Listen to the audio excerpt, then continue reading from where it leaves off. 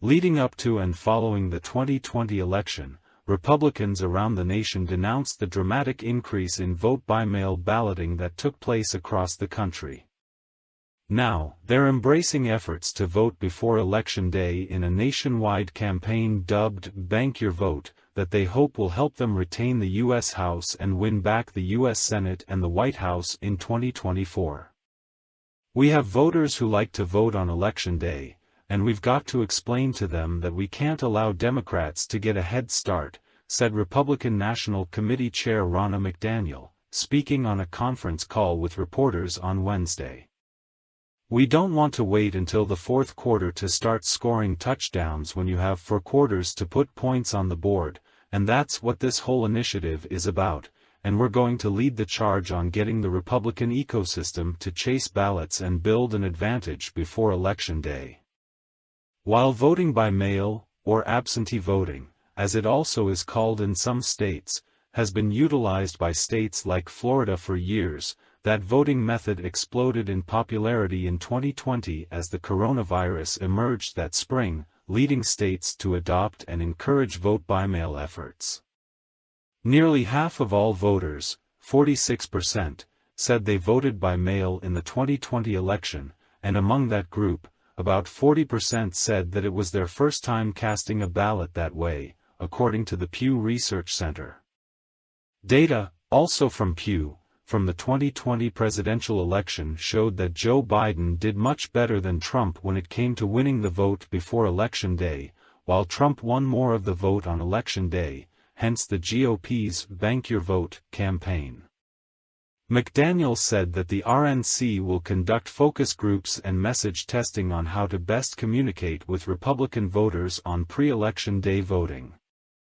While Republicans around the nation were denouncing vote-by-mail in 2020 saying that it led to voter fraud, there were little concerns about that situation in Florida, where state Republicans embraced the process after the 2000 recount presidential election. That system has enabled them to consistently win close elections in Florida, even during cycles when they had fewer registered voters in the state than Democrats. "Our state is probably one of the first states that really went through the process to make sure that early voting, absentee and mail-in voting was functional, could actually work, and actually be safe for its residents," said Naples area Republican Congressman Byron Donalds, who will co-chair the Bank Your Vote effort for the National Republican Congressional Committee, NRCC. "We want to take some of those successes in Florida and really make sure that we get them to other states."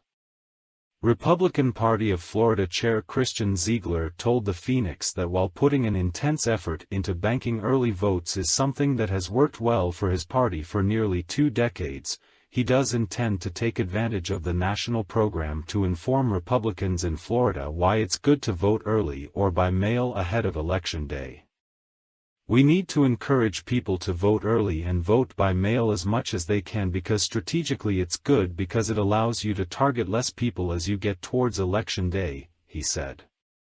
"For other states it's really going to be a big push that's going to help them."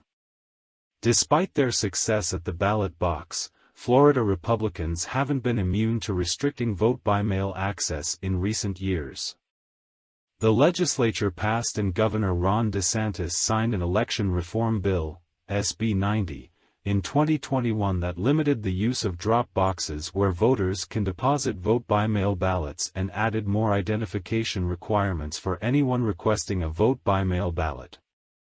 It also requires voters to now have to request a vote-by-mail ballot for each 2-year election cycle, rather than every 4 years as was previously the case.